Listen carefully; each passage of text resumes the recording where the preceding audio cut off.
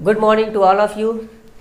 Today we are going to start class 10th mathematics chapter number 5 exercise 5.3. Student हम लोग पिछले video में 5.3 exercise के कुछ क्वेश्चन किए थे।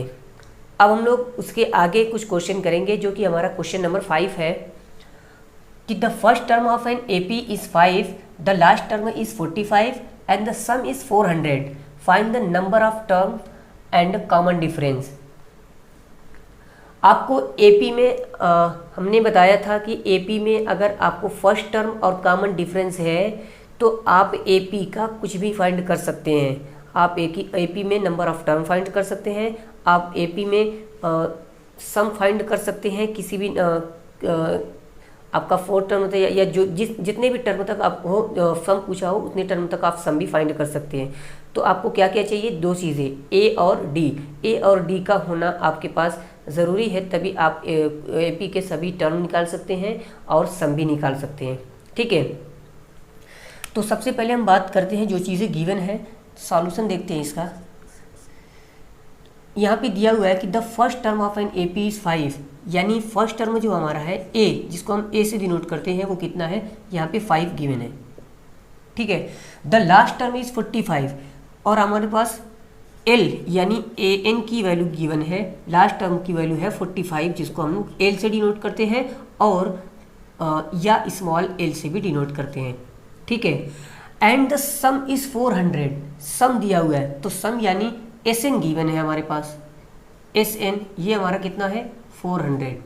ठीक है, find the number of term यानी एन क्या होगा आपका, एंड कॉमन डिफरेंस और डी की वैल्यू क्या होगी, ये चीज़ें आपको पूछा हुआ है। तो जो भी चीज़ें गिवन है उसी से हम लोग बाकी बची हुई जो चीज़ें हैं जो आपको फाइंड करना है वो बड़े आराम से आप निकाल सकते हैं। सबसे पहले एस एन का जो फार्मूला है, क्योंकि हमारे पास एस एन दिया हुआ है तो हम एस एन का फार्मूला भी लगा सकते हैं कि S N is equal to n by two a plus. अच्छा, एक और फार्मूला होता है, दो फार्मूला होता है, जो दूसरा वाला लगाते हैं ताकि एल वाला जो यहाँ पे है आपका वो गिवन है। ठीक है, S N is equal to n by two a plus l, ये आपका मैंने दूसरा वाला फार्मूला लगाया। क्यों ये वाला लगाया? क्योंकि हमारे पास लास्ट टर्म की वैल्यू भी गिवन है। तो S N is equal to कितना दिया है? 400 है हमारे पास यहाँ पे 400, और एन की वैल्यू नहीं गिवन है तो एन की वैल्यू आप एन ही रहने दीजिए। ठीक है, और ए इज इक्वल टू आपके पास 5 है, प्लस एल की वैल्यू आपके पास एल की वैल्यू आपकी 45 गिवन है। यहाँ से थोड़ा क्रॉस मल्टीप्लिकेशन करते हैं तो ये 800 हो जाएगा, इज इक्वल टू ये n, और ये 5 प्लस ये हो जाएगा आपका मल्टीप्लाई बाई 45 प्लस 5 यानी आपका 50 हो जाएगा। ठीक है, n की वैल्यू हमें निकालना है तो 800 divided by 50 is equal to n। 0 से 0 कैंसिल हो गया आपका, 5 ऑन द 5 और 5 ऑन द 5 आपका यहाँ पे 3 कैरी है। इसका मतलब है यहाँ पे 5 6 30, यानी n की वैल्यू जो आपके पास आई हुई है 16, ये आपको n की वैल्यू मिल चुकी है। ठीक है, n इज इक्वल टू आपको फाइंड हो चुका है। अब हमें फाइंड करना है d की वैल्यू, कॉमन डिफरेंस। देखिए, आपने एस एन का फार्मूला लगा लिया है। एस एन के फार्मूले से, क्योंकि हमारे पास लास्ट टर्म की वैल्यू और एस एन की वैल्यू गिवन थी, जिससे आपने n निकाल लिया। अब एक और, यानी d की वैल्यू कैसे आएगी? चाहे तो आप इसी फार्मूले से d की वैल्यू भी निकाल सकते हैं, दूसरा वाला फार्मूला रख के। ठीक है, दूसरा वाला फार्मूला रख के, या आप इसको जो nth टर्म का जो फार्मूला होता है an is equal to a plus n minus 1 into d, आप इससे भी फाइंड कर सकते हैं। ठीक है, तो मैं इसी से फाइंड कर दे रहा हूँ। आप चाहेंगे तो इसी से फाइंड कर देंगे जिसमें डी था, तो एन की वैल्यू, ए की वैल्यू, एस एन की वैल्यू, सभी की वैल्यू होंगी, बस डी की वैल्यू नहीं होगी, और आप कैलकुलेशन करेंगे वहाँ से डी की वैल्यू आ जाएगी। यहाँ पे भी सेम सिचुएशन है, एन की वैल्यू यानी लास्ट टर्म की वैल्यू आपके पास दी हुई है, वो आपके 45 है, और ए की वैल्यू भी आपके पास दी हुई है 5 है, प्लस एन की वैल्यू अभी अभी आपने निकाला है यानी 16 माइनस 1, और डी की वैल्यू आपको फाइंड करना है। तो ये आप ट्रांसफर कर लीजिए लेफ्ट साइड में, तो ये आपका 45 माइनस 5 इज इक्वल टू ये 16, ये 15d हो जाएगा। ठीक है, ये 45 है आपका, ये 40 हो जाएगा, divided by 15 is equal to d. तो यहाँ से 5 से कैंसिल हो रहा है, तो 5 3 ज़ा 15 और 5 8 ज़ा 40, तो d इज इक्वल टू आपके पास है 8/3, ठीक है। और आपके पास n इज इक्वल टू है 16। यही आपको दोनों फाइंड करने थे, जो कि आपका आंसर हो चुका है। काफ़ी इजी क्वेश्चन का कुछ और क्वेश्चन देखते हैं। क्वेश्चन नंबर 9 देखते हैं कि if the sum of first 7th term of an AP is 49 and that of 17th term is 289, find the sum of first n term. यानी sum of first 7 term, first 7 term यानी starting से 7 term का सम आपको find करना है। Starting से 7 term का सम, यानी देखिए nth टर्म का सम हो तो ऐसे लिखते हैं आप, ठीक है। यहाँ पे क्या दिया है 7 टर्म का सम, तो S7 लिखेंगे आप। ये इज इक्वल टू आपके पास दिया हुआ है 49, ठीक है। उसके बाद आपको इसी में आप आगे दिया हुआ है कि 17th term is 289, 17th term का सम जो है 289 दिया हुआ है, यानी S17 ये आपका 289 दिया हुआ है, ठीक है। फाइंड क्या करना है हमको, find the sum of first n term. देखिए 7 टर्म का सम, 17 टर्म का सम दिया हुआ है, n टर्म का सम आपको फाइंड करना है, यानी Sn इज इक्वल टू क्या होगा ये आपको फाइंड करना है। तो Sn की वैल्यू निकालने के लिए फिर से वही बात, आपको दो चीज़ें चाहिए, ठीक है। एक तो आपको a चाहिए यानी फर्स्ट टर्म, उसके बाद आपको कॉमन डिफरेंस यानी d की वैल्यू चाहिए। तो a और d की वैल्यू कहाँ से आएंगी, a और d की वैल्यू आपको यहाँ से आएंगी। देखिए दो चीज़ें, अगर a दिया होता ना, सिर्फ a दिया होता तो आपको एक ही इक्वेशन से आपको फाइंड हो सकता था, और अगर दोनों चीज़ें नहीं गिवन है तो आपके पास दो इक्वेशन बनेंगी, उन दोनों इक्वेशन से आप a और d की वैल्यू फाइंड करेंगे। यानी दो अननोन चीज़ें हैं तो दो इक्वेशन बनेंगे, और अगर एक अननोन चीज़ होती तो एक ही इक्वेशन से आपको वो वैल्यू निकल के आ जाती है, ठीक है। तो फिलहाल हमारे पास दो चीज़ें गिवन थी, दोनों से एक एक इक्वेशन बनेगा, उन दोनों इक्वेशन को सॉल्व करेंगे तो जिससे a की वैल्यू और d की वैल्यू निकल के आएगी। तो इसको सॉल्व करते हैं। S7 का मतलब क्या होता है, S7 का मतलब होता है कि 7/2, ठीक है, 2a प्लस, देखिए n की जगह पे 7 - 1 इंटू डी, 7 - 1 इंटू डी, और ये इज इक्वल टू दिया हुआ है आपका 49, ठीक है। उसके बाद ये आपका पोर्शन अगर क्रॉस मल्टीप्लिकेशन कर दें ये, ठीक है, ये पूरा पोर्शन, तो ये क्या हो जाएगा 2a प्लस ये आपका 6d इज इक्वल टू, ये देखिए 49, ये वाला ऊपर चला जाएगा 2 डिवाइडेड बाई आपका 7, 7 × 7, 7 × 7, ठीक है। यहाँ से भी आप 2 अगर कॉमन लेंगे, 2 इस पूरे में से 2, तो a plus 3d equal to, यहाँ से देखिए 7 × 2 है ना, 7 × 2 बचा हुआ है, तो 2 से आपका ये भी 2 कैंसिल हो जाएगा, a plus 3d is equal to आपका 7। ये आपका इक्वेशन नंबर फर्स्ट मिल चुका है, ठीक है। जैसे ये हमने सॉल्व किया वैसे ही आप इसको सॉल्व करेंगे। इक्वेशन नंबर फर्स्ट है, अब इसको भी सॉल्व करेंगे हम लोग, ठीक है। इसको सॉल्व करते हैं तो S17 का मतलब क्या होता है, यहीं पे सॉल्व करते हैं। तो S17 का मतलब होता है 17/2,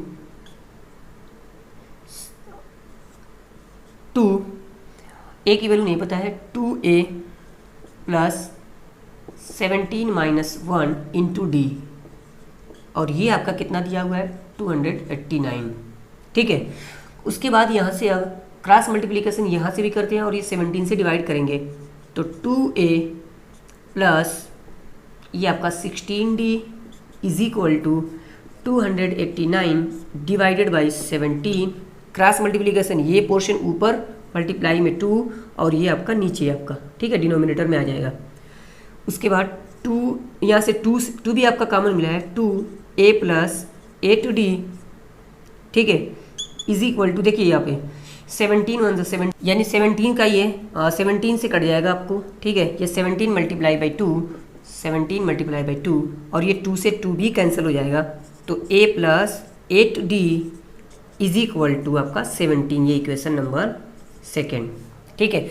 अब क्या करेंगे, इन दोनों इक्वेशन को हम लोग सॉल्व करेंगे। इन दोनों इक्वेशन को सॉल्व करने के लिए देखिए हम क्या करेंगे, या तो इन दोनों को प्लस करेंगे या तो इन दोनों को माइनस करेंगे।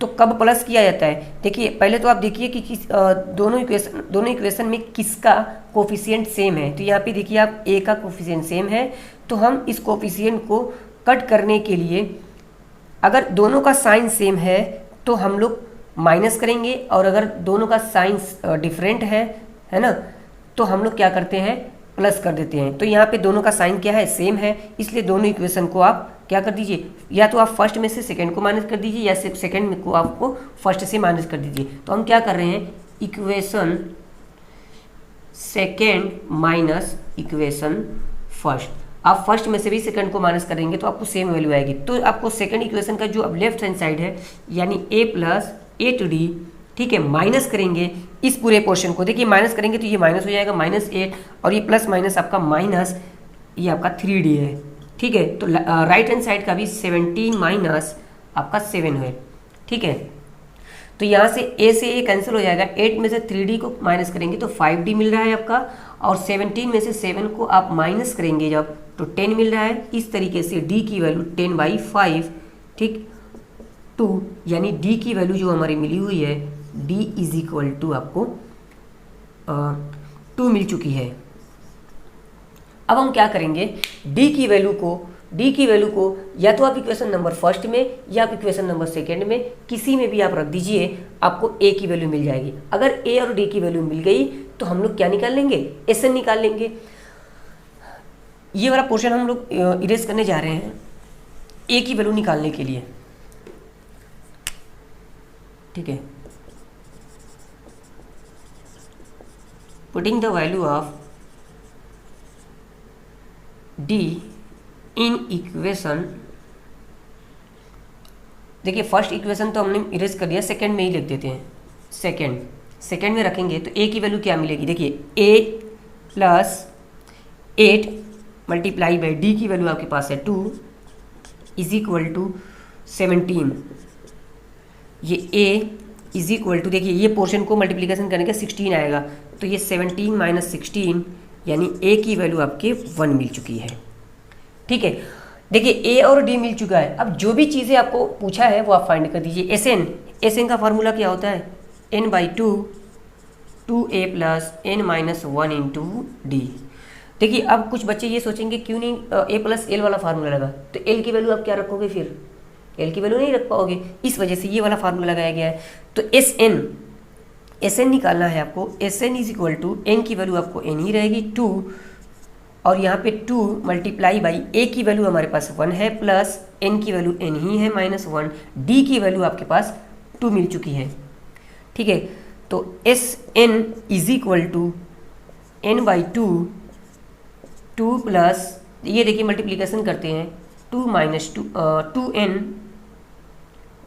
माइनस 2, इस तरीके से SN is equal to n/2 multiply by 2n, तो आपके पास 2 से 2 कैंसिल हो गया है। SN इज इक्वल टू आपको n² मिल गया है, ठीक है। ये आपका आंसर है।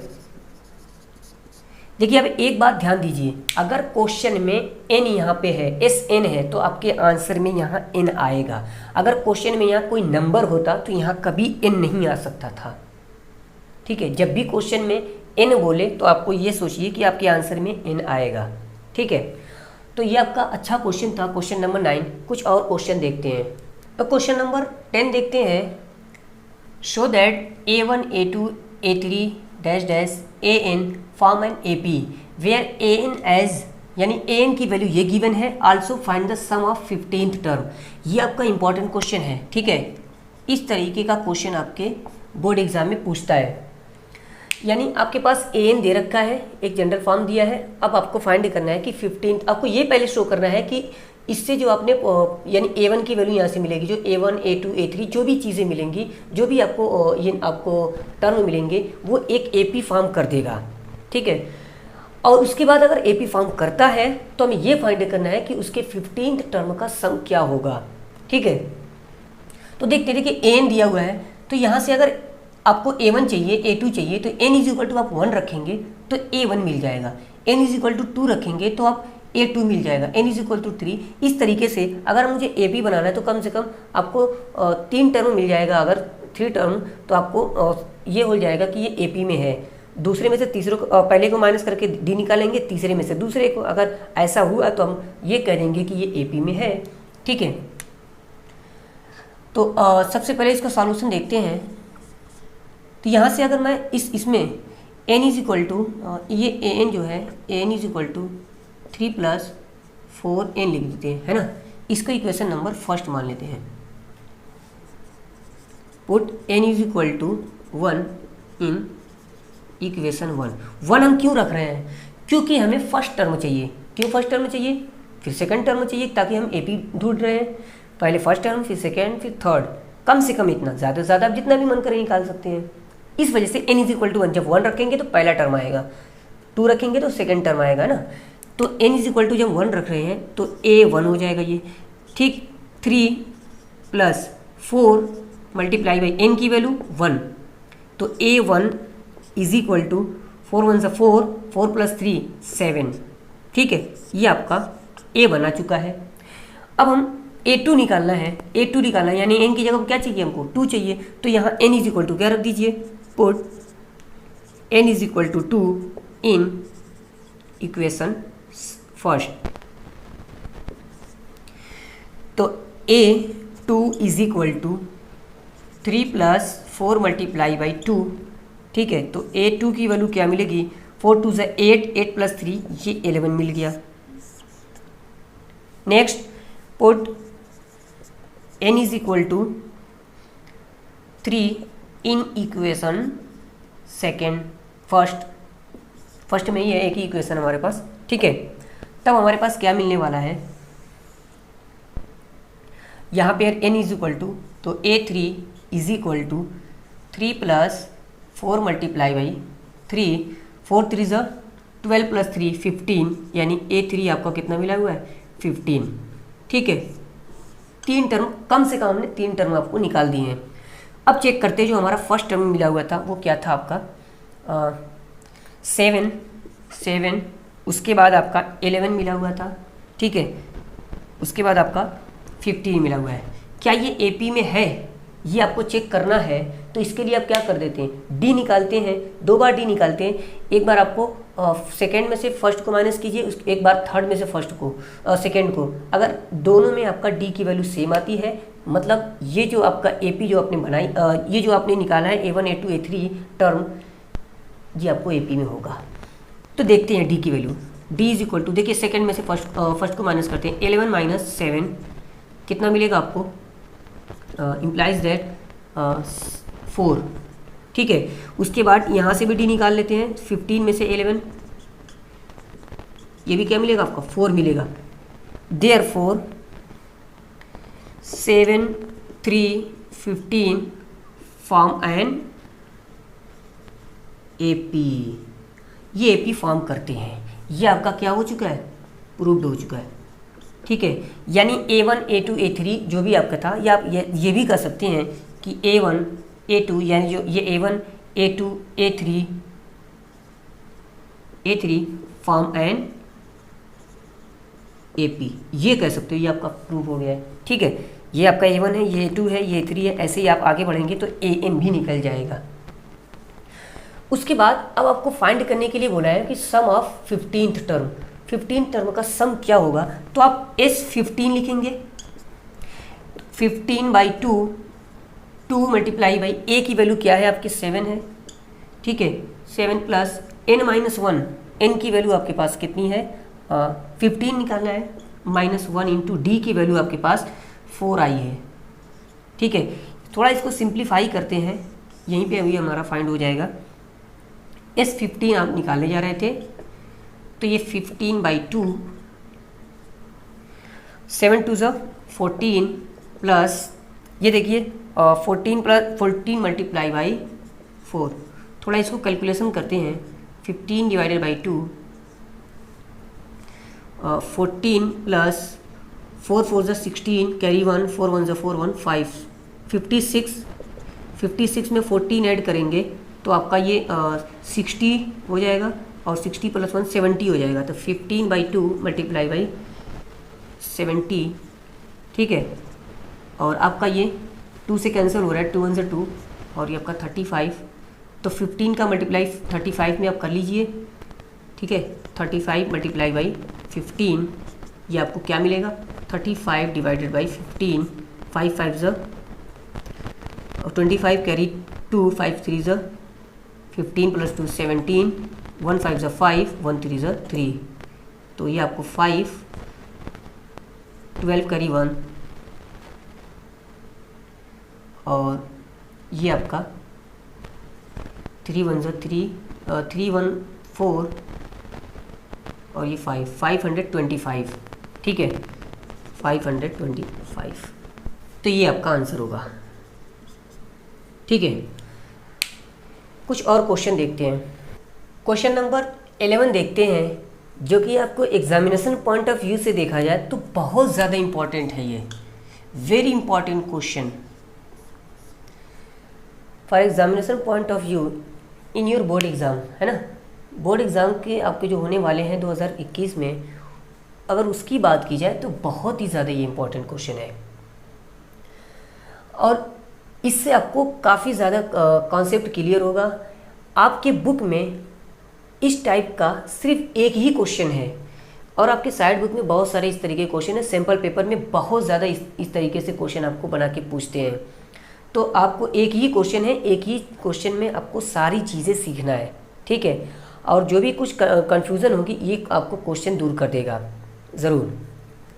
तो देखते हैं क्वेश्चन क्या है कि if the sum of first n term of an AP is 4n - n², ठीक। What is the first term, आपको फर्स्ट टर्म बोला है। फर्स्ट टर्म जिसको हम S1 बोलेंगे, कैसे S1 बोलेंगे वो भी आपको अभी दिखा रहे हैं। What is the sum of first 2 term, first 2 term का सम भी आपको पूछा है। उसके बाद है what is the second term, आपको सेकेंड टर्म भी पूछा है। Find third term, 10th term and 11th term. इतना ज़्यादा आपको क्वेश्चन इसी आपके 11th क्वेश्चन के अंदर ही पूछ दिया है। सबसे पहले ये देखते हैं ये क्या गिवन है।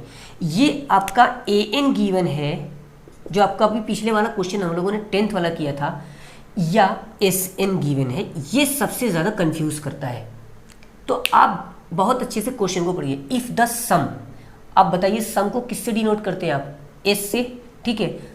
फर्स्ट n टर्म तो sn, 15th टर्म तो s15, 10th टर्म s10th, ठीक है। अगर ये आपको देता कि इफ़ द nth टर्म, सिर्फ बोलता कि n, सम ना बोलता, nth टर्म, तो आपका an की वैल्यू होती, और आपको sn यानी फर्स्ट सम आप बोल दे तो आपको ये sn की वैल्यू गिवन है। आपको ये पता चल गया है कि ये आपको क्या गिवन है, ये sn गिवन है, ठीक है। तो सॉल्यूशन इसका देखते हैं सबसे पहले। यानी आपको ये बात क्लियर हो गई कि ये sn गिवन है, 4n - n², ये चीज़ आपको गिवन है। What is the first term, first term क्या होगा, यानी s1 क्या होगा। देखिए s1 पूछा है, यानी अगर यहाँ पे मैं n की वैल्यू 1 रख दूँ तो s1 मिल जाएगा, जिसको हम फर्स्ट टर्म बोलेंगे, AP का फर्स्ट टर्म बोलेंगे। इसको इक्वेशन नंबर आप 1 बना लीजिए। Put n = 1 in equation first में हम n = 1 रख रहे हैं क्योंकि हमें s1 चाहिए, तो ये s1 हो जाएगा। और s1 यहाँ पे n = 1 रखेंगे तो 4 × 1 माइनस n की वैल्यू 1 का स्क्वायर, 4 1 4 -1, यानी आपके पास ये कुल मिला के 3 मिल रहा है। 4 में से 4 मिलेगा और ये 1, 3 आपका मिल चुका है, यानी ये s1 है। और यही हमारा फर्स्ट टर्म होगा। जब मैंने आपको AP सिखाई थी तो S1 = बताया, यहाँ पे बताया था कि SN, यानी इसके अंदर कितने टर्म होंगे, A1 A2 A3, है ना, AN, इन सभी का सम होगा। यानी n लिखा है तो n, ठीक है। अगर मैंने बताया था कि S5 लिखा है तो यहाँ पे कितने टर्म होंगे, 5 टर्म का सम होगा। ये मैंने आपको चीज़ें बताई थी, ठीक है। और अगर 1 लिखा है S1 तो बता दीजिए मुझे इसमें कितने टर्म होंगे, सिर्फ एक ही टर्म तो होगा, वो भी फर्स्ट वाला। S2 लिख दिया जाए तो इसमें कितने टर्म होंगे, S1 + S2 होगा, चेक कर लीजिए आप। तो इस वजह से क्या मैं इसको S1 को A1 बोल सकता हूं? अच्छा, इसी को हम लोग ए भी तो बोल सकते हैं भाई। फर्स्ट टर्म को हम किससे डिनोट करते हैं? स्मॉल ए से, जिसको हम फर्स्ट टर्म बोलते हैं। अब देखिए आपका एक आंसर आ चुका है, what is the first term. तो फर्स्ट टर्म का आंसर आपका 3 आ चुका है, जिसे हम लोग S1 भी बोलते हैं। इन्होंने भी बोला था कि ये S1 है। ये आपका आंसर आ चुका है, एक आंसर आपका मिल चुका है। ठीक है, नेक्स्ट अब बात करते हैं what is the sum of first two term. First two term का सम चाहिए आपको, तो पुट करेंगे, put n is equal to 2 in equation first. यहाँ पे अगर 2 रखेंगे तो S2 is equal to 4 multiply by 2 minus 2 का स्क्वायर। ठीक है, तो S2 is equal to 8 minus 4 यानी S2 इज इक्वल टू 4। ठीक, तो ये आपका S2 निकल चुका है, यानी what is the sum of first two term. First two term का सम आपके पास S2 इज इक्वल टू 4 आ चुका है। ये भी आपका दूसरा आंसर मिल चुका है। क्या मैं, जैसे हमने लिखा था कि S1 को हमने A1 लिखा था, क्या मैं S2 को A2 लिख सकता हूं? क्या ये सही लिखा है हमने? जैसे हमने S1 को A1 लिख दिया, S2 को A2 लिख सकता हूं? नहीं लिख सकता। क्यों? क्योंकि अभी अभी हमने बताया है कि अगर S5 है तो इसमें कितने टर्म ऐड होंगे, कितने टर्म होंगे? 5 टर्म होंगे। अगर S2 लिखा है तो 2 टर्म होंगे, 1 लिखा है तो 1 टर्म होंगे। यहाँ 1 लिखा था तो सिर्फ A1, यहाँ पे 2 लिखा है तो यहाँ पे कितने टर्म होंगे? वो भी कोई और नहीं, ऐसा नहीं कि आप A3 कर दीजिए और आप कहेंगे कि सर ये देखिए ये 2 टर्म, आपने कहा कि 2 है तो 2 टर्म होगा तो 2 टर्म हो गया। नहीं, स्टार्टिंग से। S2 का क्या मतलब है? स्टार्टिंग से दूसरा स्टार्टिंग से 2 टर्म का सम है। समझ गए? तो इसलिए A2 ये बात गलत है। क्या मैं अगर ये लिख दूं कि A1 प्लस A2, अब ये बात आपके सही है। ठीक है, तो S2 ये चीज़ हमने क्यों लिखी है? देखिए यहाँ तक आपका क्वेश्चन कंप्लीट हो गया है। S2 की वैल्यू आपको यहाँ तक पूछा था कि what is the sum of first two term. First two term आप निकल लिया। अब पूछा है कि what is the second term. Second term बोला था, फर्स्ट टर्म बोलता तो आपका फर्स्ट टर्म ये हो जाता। तो क्या मैं इसी को सेकेंड टर्म लिख सकता था? यानी आपने बोला कि ये S2 है तो हमने कहा कि क्या S2 is equal to A2 हो सकता है? अगर S2 is equal to A2 होता तो सेकेंड टर्म भी आपका कितना हो जाता? 4 हो जाता। ठीक है, तो ये भी आंसर आया था आपका सेकेंड टर्म। लेकिन S2 is equal to A2 होगा ही नहीं, इसलिए हम लोग ये क्या लिखेंगे, इसको सॉल्व करेंगे। यानी S2 की वैल्यू आपके पास कितनी है? S2 की वैल्यू आपके पास 4 है और A1 की वैल्यू आपके पास 3 है, प्लस A2 की वैल्यू आपके पास कितनी है? A2 की वैल्यू आपके पास निकालना है A2। ठीक है, तो A2 इज इक्वल टू क्या हो जाएगा? ये आपका लेफ्ट में लेके आइए, 1 हो जाएगा। आप यहाँ से A2 की वैल्यू कितनी निकाले हैं? 1 निकाले हैं। आपका आंसर हो चुका है, सेकेंड टर्म आ चुका है। उसके बाद आपको फाइंड करना है, फाइंड थर्ड टर्म। तो अब आपको कोई भी टर्म चाहिए, यानी ये A2 है। अच्छा, अब आप D की वैल्यू निकाल सकते हैं। देखिए थर्ड टर्म के लिए मुझे D की वैल्यू चाहिए, तो देखिए D की वैल्यू कैसे आती है? D इज इक्वल टू होता है A2 माइनस A1। ठीक, D is equal to A2 की वैल्यू आपके पास कितनी है? A2 की वैल्यू 1 है और D की वैल्यू यानी A1 की वैल्यू कितनी है? A1 की वैल्यू आपके पास 3 है, तो D इज इक्वल टू -2। ये D की वैल्यू आ गई।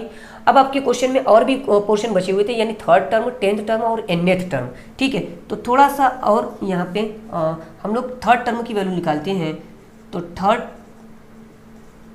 Term is equal to A plus कितना लिखा जाएगा? 2D।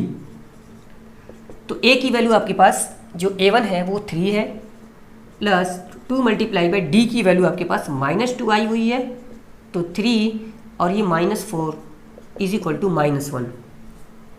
ये आपके थर्ड टर्म है। इस तरीके से आपका 10th टर्म आपको चाहिए।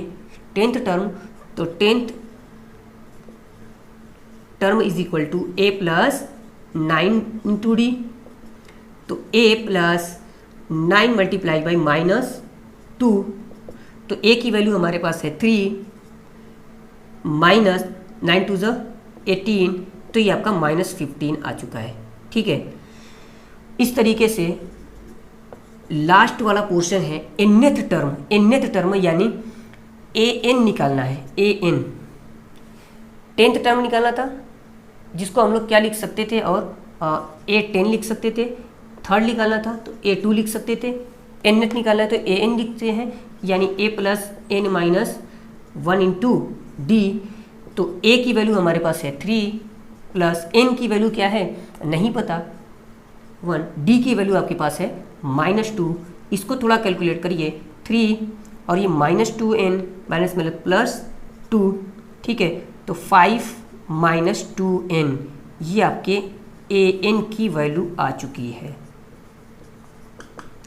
तो इस तरीके से ये क्वेश्चन आपका काफ़ी इम्पॉर्टेंट क्वेश्चन था, और एक बार आप वीडियो को पीछे कीजिएगा और इसको दोबारा से समझने की कोशिश कीजिएगा कि इसमें है क्या। एक बार और मैं आपको समझा दे रहा हूँ कि if the sum of first n term of an AP is 4n - n square. सबसे पहले तो ये क्लियर हुआ बात कि ये हमारा SN दिया है, वो हमने SN लिख दिया। अब पूछा था कि what is the first term यानी S1 हमें पूछा था, S1 निकालना था, यानी हमने n = 1 रख दिया।